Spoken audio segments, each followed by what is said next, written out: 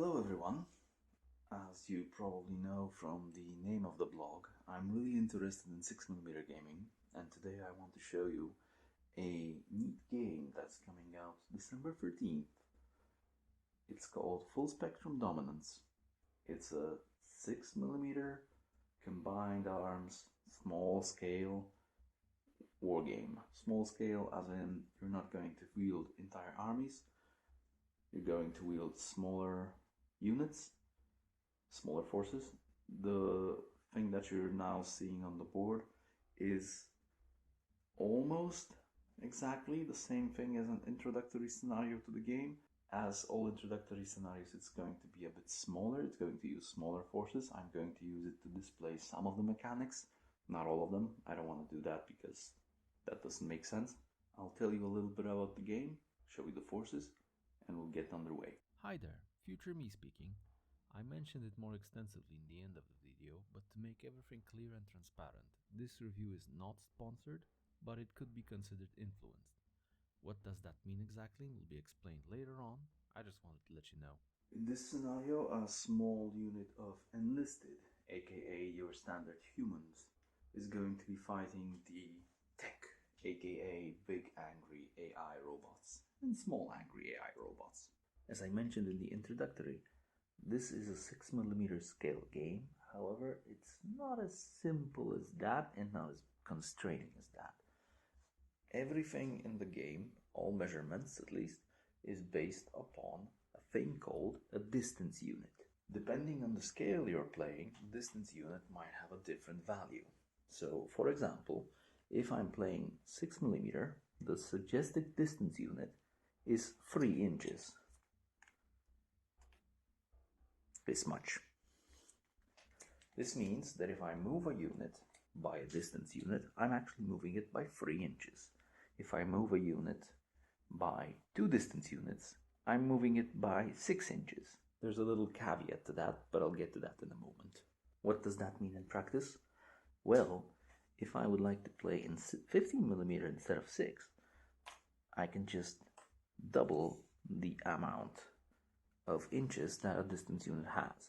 So instead of measuring 3 inches for 6mm, I can measure 6 inches for 15mm. And nothing on the stats wise of the units actually changes. The game is pretty balanced and pretty neatly composed in that way. So what did I have in mind that 2 distance units isn't actually the same thing as 6 inches? Well, I'm jumping a little bit ahead in here, but let's say that I would like to move this big stompy robot up its full move value, which is 2 distance units. That means that I can do 2 moves of each of them can be up to the distance a distance unit is. So if I want to move him, I can move him 3 and then 3 again, which is 6 inches, right? Straight line. This is not exactly the same when you try to maneuver in tight spaces. So for example, if I'm here and I would like to end my move here, technically I could move, I can end up somewhere in here, right? That would be 6 inches. In distance units, I can move 1.5 inch forward to pass this corner and then 3 inches sideways. So you see I lost almost an inch or an inch and a half there. That's the caveat, that's the trick. It makes movement a bit more interesting because you have to separate all the movements into specific sections. The game board, at least its size, is also measured in distance units. So if I, in the example that I gave before, if I want to do the 15mm game and increase the distance unit by 2, so one is distance unit is 6 inches, the board size described in scenarios usually is around 8 by 12 distance units. That means that in the game mechanics, nothing is actually changing, but reality-wise, I need to do a double the size board. That's a very neat trick to actually get your other miniatures also in play. And you don't actually need a lot of miniatures to start playing, which is also cool. And of course, this is a miniature agnostic game, so again, pretty cool. For this demo, I'm using the original tech units that are available on My Mini Factory. I also have the original enlisted, however they're unpainted, and showing unpainted units on a video is very uncool. So I'm just throwing in some tanks and infantry, which I had from some time ago. Okay, that seems about enough of the introductory of distance units. Now let's jump into the armies themselves and take a look at what's going on there. Let's talk a little bit about units and army composition without going into too much details of the stats the specific units have. When you're going to play full spectrum dominance, you're most likely going to play scenario. Scenarios last for a few rounds, usually 6. Scenarios are based on two forces fighting each other. The forces are constructed of the same amount of points. As you can see, each unit in its top right corner has a point value. For example, this medium battle tank has a value of 5 points, which is not great, not terrible. In a 60-point game lasting for 6 rounds, you're usually going to see your units coming in waves. What does that mean exactly? For the introductory scenario, I'm going to be using 2 forces of 24 points each. The forces are going to be separated into 2 task groups. Starting off, there's going to be a force consisting of 20 points, of up to 20 points on the table, and on turn 2, all the other units are going to enter. This is typical in full spectrum dominance. The amount and composition of the units that are going to enter the game later on depends on the scenario. What you need to understand is that even if you're playing a bigger game, for example 60 points, you're not going to get everything you have from turn 1. There's going to be half of the units which is going to start on the table and it's going to be available on the spot, and the rest is going to come in waves. It depends on the scenario and on the points value of the specific scenario. Yeah, I don't want to go into too much detail on that. It's not really that complicated. Just wanted to highlight that things are going to be available as time progresses. With that said, let's talk just a little bit about the units. There are basically 3 types of units. There's infantry, which comes 2 or 3 to a stand to a unit. They don't have specific hit points. If you hit and damage infantry, you just remove stands. You have mechs, which are like different kind of vehicle, a different kind of vehicle. There's something in between infantry and vehicle actually, so yeah, like a mech, like you would expect. And you have vehicles, in this case a medium battle tank or a support vehicle. When constructing your army, you have 2 types of cards that you can use. The faction specific cards, yellow in this case for tech and green in this case for the enlisted, and neutral cards, which if you take just a little bit of more attention, you'll see that this one isn't actually green, it's gray. So every faction, for the moment just 2, but that's common, that more are coming. Every faction can have a support vehicle. Almost every faction can have infantrymen. I'm not going to go into too much details on that. It's all described in the rule book with reasons why. And besides units, you can also buy support cards. For example, this satellite uplink is a support card which is going to be used by the enlisted. This infantry and so is a faction specific support card, or rather character card, which can be used by the enlisted.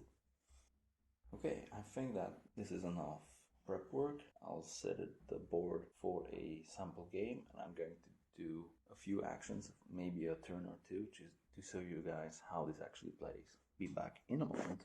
Another cool mechanic of full spectrum dominance besides distance units are activation dice. Each scenario is going to specify 2 numbers. The amount of activation dice in total per player and the replenish value of the activation dice. For this scenario, the amount of activation dice per player is going to be 8, and the replenish size is going to be 5. I already rolled off, and the enlisted on that side of the board are going to go first. Even though they're going first, both players roll their activation dice, so they take the amount up to the amount of the replenish value. That's 5 for this scenario, and they're going to roll it. I think I'm okay with this roll.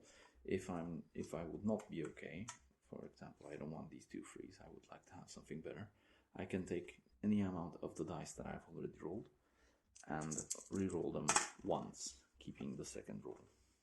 Okay, that's going to be a little bit better. Sorry for hiding the dice. What do I need these for? Well, 2 things. First of all, if I want to activate a unit, I need to spend a dice and move it from the activation pool to the spent pool, and then I can activate any of the units and make 2 actions with it. What are actions? We'll get to that in a little bit. What do I also need them for? Well, if you take a look at a unit card, you'll notice it has a very nice handy slot here, a rectangular slot with a number.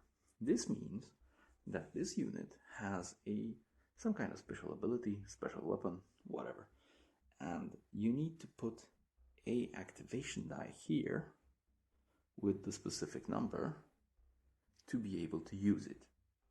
Why am I mentioning this now? Well, because even though the enlisted won the roll-off, the player who did not roll the roll-off, who did not win the roll-off, sorry, can put any of these dice on his unit cards. I'm going to do that now, and I'm going to take the 6 that I rolled and put it on my Socrates battle rig right here. That means that I'll be able to use the light cannon when its time comes, or if I decide to react. If this was not here and I would like to react, I can react with the Socrates, but I can't use any of these additional items that require activation dice. So for the moment, I'm going to put this 6 here. It's the enlisted turn, and since I'm going to play a very noob AI, it's not going to know what it's doing, so in the best manner, it's just going to move forward. It's going to spend 1 die and activate the main battle tank. The main battle tank has a move of 3 distance units. Just a reminder that a distance unit is 3 inches for the purpose of this game. So it's just going to move 3 inches, like so. Then it's going to move 3 inches, like so. And to make it more interesting, it's going to move 3 inches, like so, ending over there. As its second action, it has a light machine gun, because the enlisted player didn't want to spend any dice. The light machine gun has a range of 2 distance units, which means that it shoots up to 6 inches. There's no one in range for 6 inches, but I can try firing at extreme ranges. Firing at extreme ranges mean that I can shoot up to 2 times the range, but I get a minus modifier to the dice roll. Let's say that I'm still going to try to do that with the main battle tank, and he's going to try to shoot at this Socrates battle rig here. He's probably not in range, but I'll just fudge it just a little bit to be in range. Well, how does shooting work? Well, you grab yourself the amount of dice specified on the card, which is 3d6. Then you take a look at the card of the unit you're going to shoot, which is the Socrates. It has a defense of 4+, which means that I need to roll 4 or better to hit it. Because I'm rolling at extreme range, I'm adding +1 to make it harder.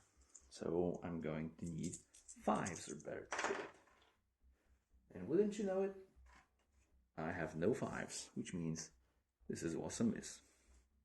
Those were the 2 actions of the main battle tank. Now activation is going to move to the tech side. Well, the tech has a very nice Xeno battle rig, and while this unit also has a light machine gun, it has a few cool abilities. It has a jump jet and it has a power fist, which is 2d10. That's a nice kick.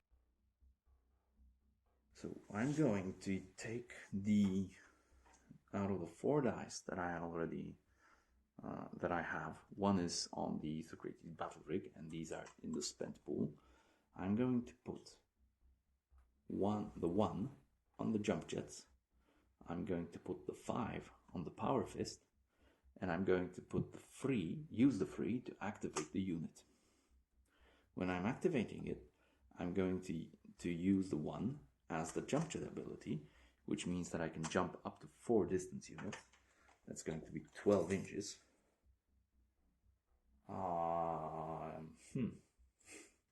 And I'm just out of range. Let's say that the guy was just a little bit closer. It doesn't really matter. I just want to show off the mechanic.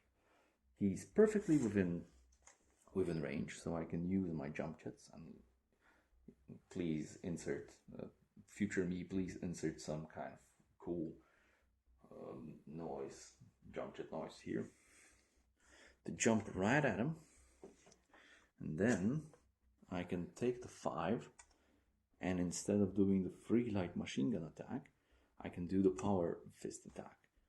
Why can't I do both? Because each unit can perform 2 actions, and 1 action was the jump. I can either do the light machine gun or the power fist. I'm going to go with the power fist. That leaves me with 1 die in the active pool and 7 in the spent pool. I'm going to roll off the power fist. The power fist has a few interesting things. First of all, here I'm up close and personal. Being up close and personal means that you automatically gain an armor piercing value of 1. For the purpose of this attack, this is not going to do much because the power fist on its own already has a armor piercing of 2. Technically, this would mean that it has an armor piercing of 3, but it doesn't make much of a difference here. So 2d10, I'm attacking the main battle tank, which has a defense of, you guessed it, 4. Most of the units here in this game have a defense of 4, which means I need to roll 4s on 2d10s.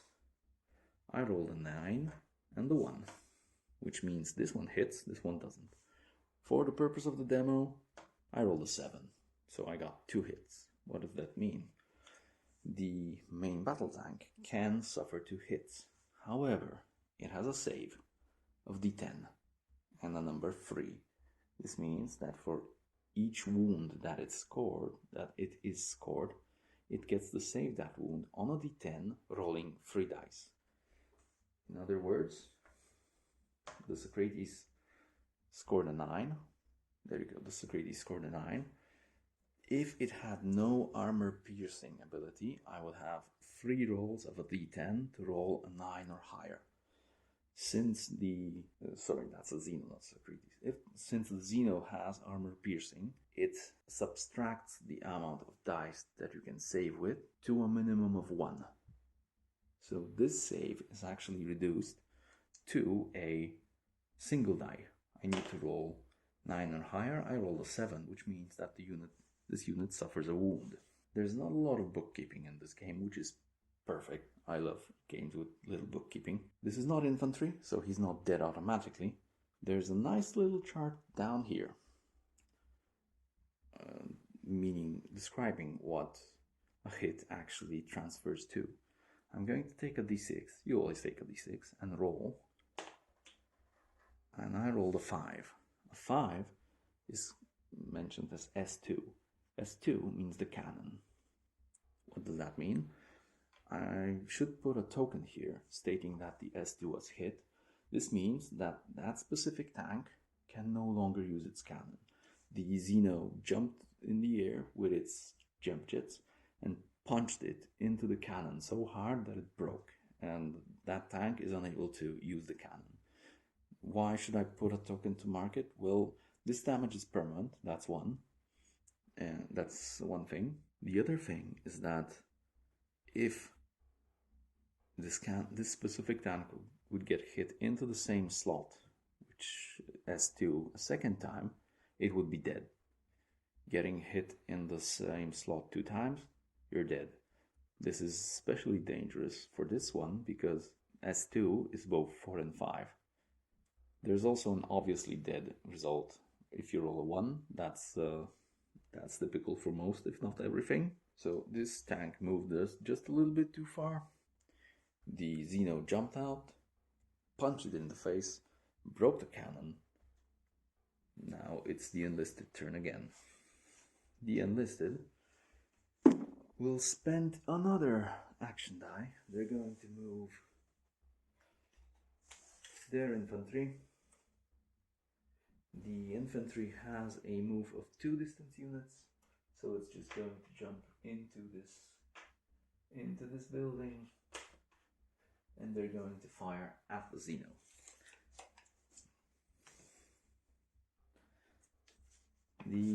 That was their first action. The second action is going to be firing their rifles. Their rifles have a 2 distance unit range, so they're perfectly in range over there. They have a 1d6 per base, which means that since there's 3 bases there, I'm going to roll 3d6 to hit the Xeno. And that's a 5, 5 and a 3. The Xeno has a defense of, you guessed it, 4+, which means that these 2 are potential hits. However, the Xeno has a defense of d10, 2. So for each of the 5s, I'm taking 2 d10s, and I'm testing if I can save it. The first one, save with a 5. The second one, that's actually a hit. I wasn't expecting that. Okay, the infantry actually did something. Let's see what it did. The Xeno is much more fragile. 1, 2 is dead. 3, 4 is the jump jet. 5, 6 is the move. 1, dead. Huh, wouldn't you know it? Boom, you blew up, man. That was unintended, but pretty cool. What do we have now? It's the tech turn again. I could press the pause and try to do something. And if both players pause, then we're actually ending this round and going into the next round. Or B, I still have 1 die left, and I can use it to activate something. So you might be wondering at that point, was it really useful to run that Xeno and spend 3 activation dice to get, well, not a lot of things done, right? You can only now activate 1 of these. That's not true. There's another cool mechanic here in play. It's called the command. Not all of the units, but some of them, especially the more expensive ones, have a command value. This means that if I spend a die to activate this unit, I can check how many units are within 2 distance units, and this is going to be just this one, battle droid formation, and activate them without spending an activation dice. Right, so I can spend a activation die, the last one that I have, to activate the Socrates, move with the Socrates, and then, right after he's done, activate the battle droids and move with them. If these were closer, then I could also activate them. However, I've moved them just a little bit too far, just a little bit out of range, so they can't be activated with this activation, with this command value. Oh, of course, I completely lost it, because as you remember, I actually put a 6 on this light cannon, right? Which means that I could have reacted with the with the Socrates battle rig to their movement or to his movement and actually use this 6 to fire his light cannon at it. Why didn't I do that? Well, because if you react, you only get to do 1 action instead of the normal 2, and the unit counts as being activated, and you also need to spend a die to react. So, like I mentioned, I'm activating the Socrates Battle Rig. He's going to do, first of all, he is going to check if he's in range. He is in range. So, and in range meaning 9 inches. He's fudging it just a little bit, but yeah, he is. And the light cannon is also in 9 inches, which is also okay. So first of all, I'm going to activate him and fire the light cannon at that damaged tank. That's a 7 and a 3. A 3 is a miss, a 7 is a hit. The light cannon has a armor piercing of 2, so it's going to be just 1 die to defend. And I just broke my unit. Oh my goodness, don't do that. Don't throw your dice into your own units. Oh well, mistakes were made. Anyway, I was unable to save. So let's see what that die did. That's a 5. A 5 is, in the main battle tank, it's an S2, which means that the second hit to the S2 system for that tank is going to be destroyed and eliminated. I have a second action. I could move, but there's also some infantry over there. They're 16 inches away, which means they're not in range of the base range of the light machine gun. They're in extreme range of it. I'm still gonna try, but it's gonna fail. And why? Well, first of all, the infantry defense 4, like everything in the game, means that I need 4s to hit. I'm shooting at extreme range, which means that I need 5s to hit. Then, that infantry is touching a building. Infantry in buildings or in terrain are very hard to kill. For infantry, if you're touching terrain that gives you cover, you get 2 to your defense value, which means that the 5 becomes a 7. And I can't roll a 7 on a d6. It's an automatic miss. If that would not be infantry, but perhaps a support vehicle, as in that one, then the bonus it would get would be 1 instead of 2. So a 5 would become a 6. And that would be hittable. Difficult, but doable. What I didn't also mention, because I got wrapped up into this exciting game, is that units that are hit get pinned. So this tank that was here, when it got hit for the first time, it would actually get some kind of token indicating that it's pinned. A pinned unit has to, as its first action, remove the pin status. So that action, that literally translates to you get to do 1 action less. To pin a vehicle or a mech, you need to do some damage on it. To pin a infantry unit, you just have to hit it. You don't actually have to do any kind of damage. Infantry is easier to pin, but harder to kill and cover. So besides activating units on your turn, you can deploy units as part of your move, which usually happens on further rounds, and or you could use support cards if you have any. This support card will be available to the enlisted player on round 2, so he can't actually play it now, and it doesn't make much sense to play it here now either, but just for your information. I think we can wrap up. I'm not going to continue because I just wanted to show you the basic mechanics of how things are played, how things are done.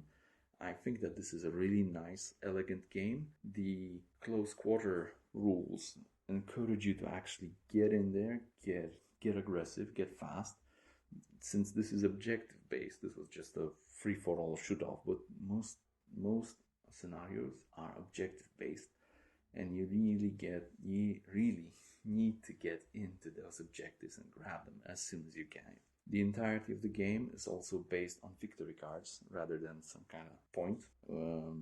This depends heavily on the scenario, but for at least for at least a few of the scenarios.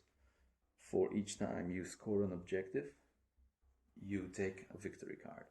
I'm going to display a victory card right now. They basically have two sides, two levels. You can either play the thing that's on the top and get less points, or the thing that's on the bottom and get more points. At the end of the game, at round 6 or whatever the scenario states, whoever player has more victory points is the winner. I really think that this is an elegant design, a really nice game. I'm definitely going to be playing more as soon as I can get some opponents to play them. This should definitely be on your radar if you're a 6mm or 15mm fan. I think you could probably play it in 28mm, but it's either going to be upscaled very, very highly, or you're going to use shorter distance units. A few more words on the distance units. The recommended distance is 3 inches for 6mm scale. That doesn't mean that you need to stick to it. You can shorten it to have a smaller board, a smaller unit footprint, and fit on a kitchen table or on a small dining room table. What you're seeing now, this is a quilting board. It's a little bit out of proportions for the introductory scenario. It's a little bit too short and a little bit too wide. That didn't bother me at all to use it to play the introductory scenarios. The regular scenarios, you're going to require something that's at least 90 centimeters by 60 centimeters. 90 centimeters by 60 centimeters. So one quilting board isn't gonna cut it. Two most certainly are. Or if you want to do custom boards, hey, that's up to you.